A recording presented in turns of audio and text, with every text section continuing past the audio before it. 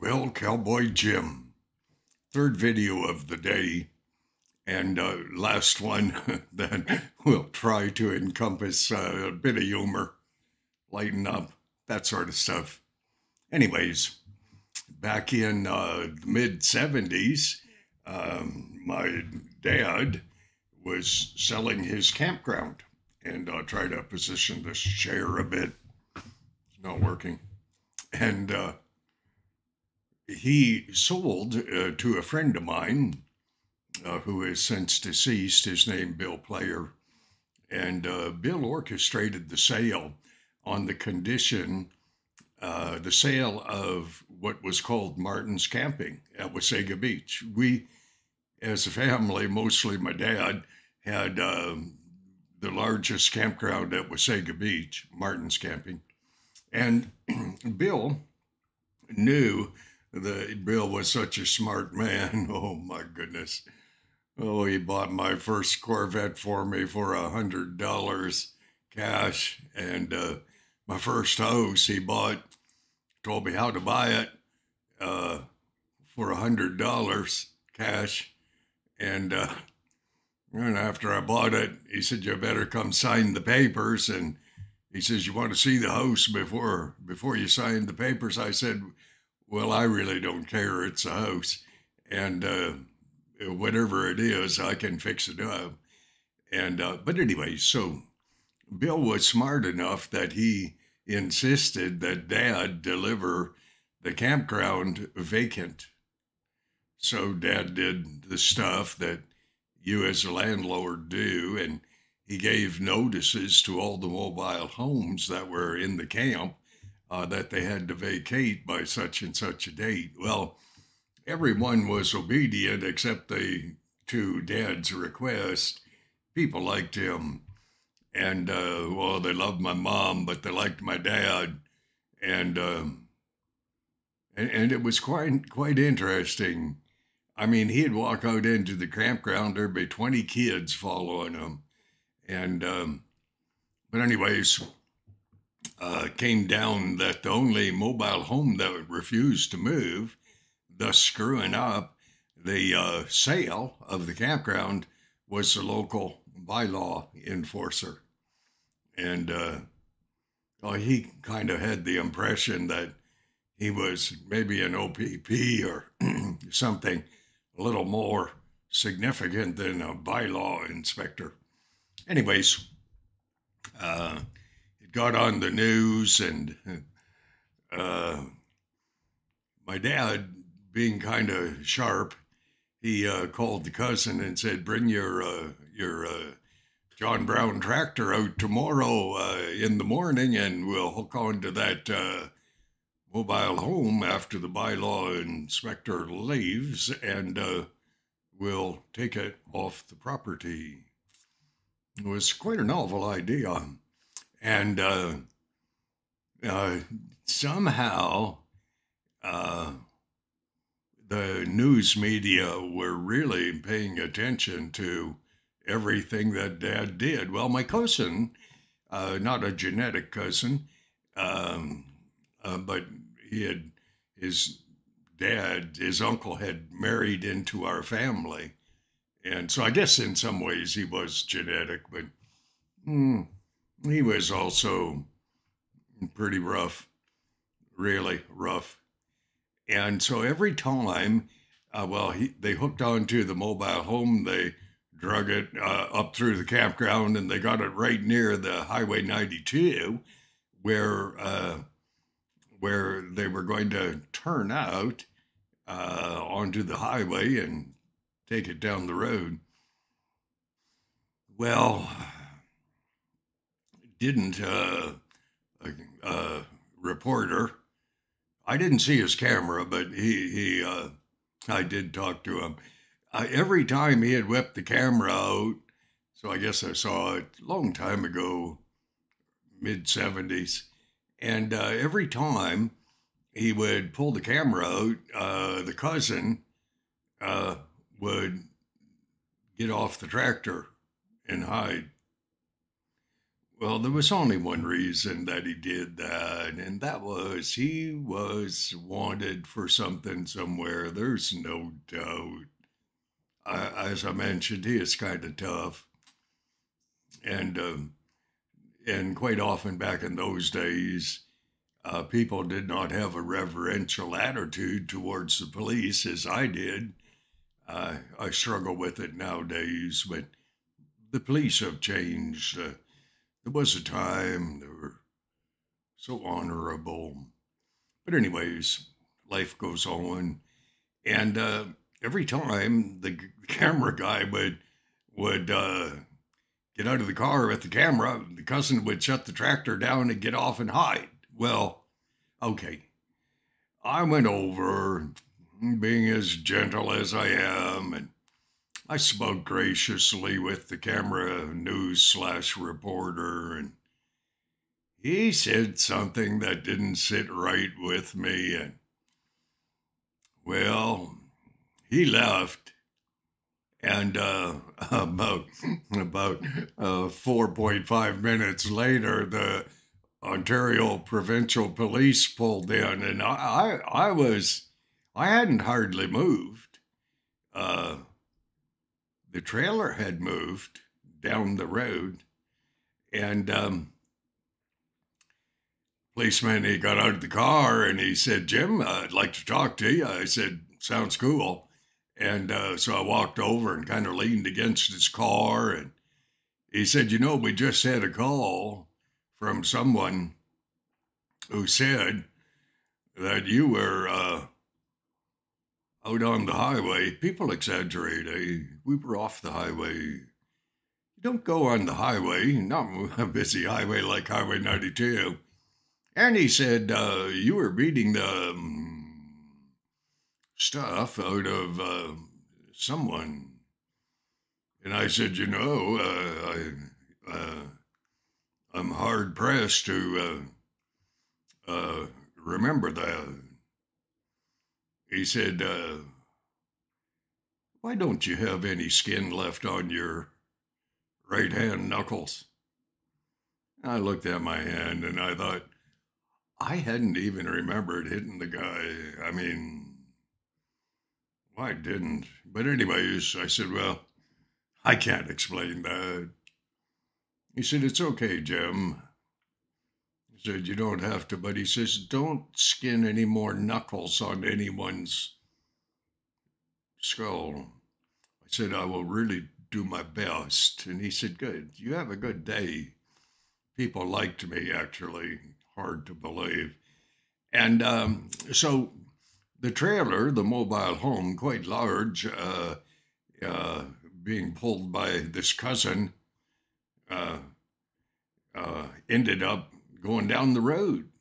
And about an hour or so later, cousin unhooked it and took off back to Elmvale, south of Elmvale. And the TV crew showed up. And I was kind of standing off to the side because I'd already gotten into enough trouble. And they said they interviewed my dad. And they said, "Where'd you take the trailer?" And Dad said, "Well, in Alberta, they don't have landfills. They don't have dumps. What they call them out there would be a nuisance ground." And he said, my dad had a pretty good sense of humor too. He said, the owner of that trailer was a nuisance. And so he said, we took his mobile home to the dump, to the nuisance grounds, Alberta style. And they did. And the mayor he was such a good man. He was our neighbor just across the way, Robbie's Plumbing. And I can't remember his last name. Good man. He took the bylaw officer off to the side, said, this ends here. There will be no more feuding between the bylaw officer and our family. And it may sound like a stretch if you're looking for humor, unless you can appreciate the sense of humor that my dad had when he took the man's mobile home down to the nuisance ground, otherwise known in Ontario as the dump. And it was entertaining for us at the time. The skin on my knuckles, it kind of grew back, didn't take long. And that was one of the exciting days at our campground, one of the last days in our campground. And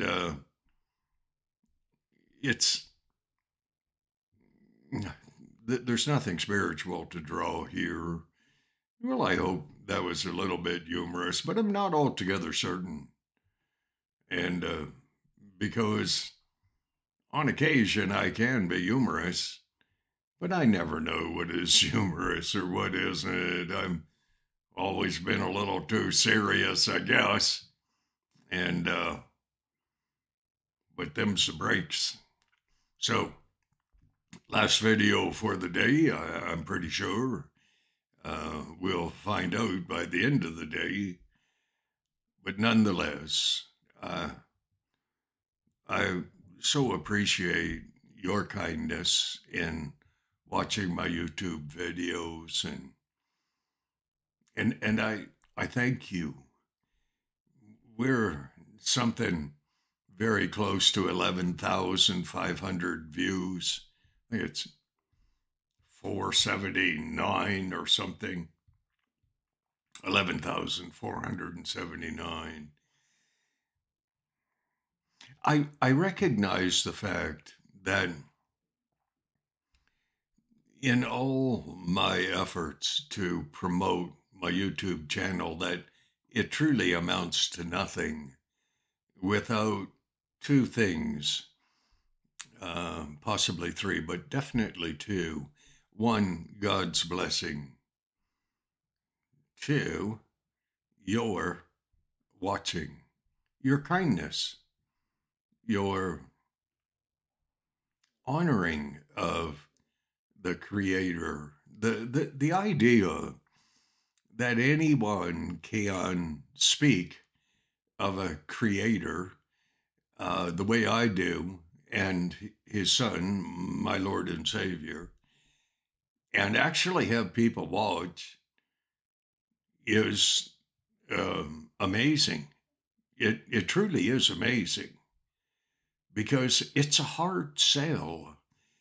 Nowadays, we have people telling you, oh, everything that is good that happens to you today, it's because you deserve it. I don't buy that. I don't buy the idea. People say, well, people used to say, Martin, you have a golden horseshoe embedded where it should not be, but everything you touch turns to gold. And it did until I turned 28. And then everything I touched turned, it wasn't gold, children.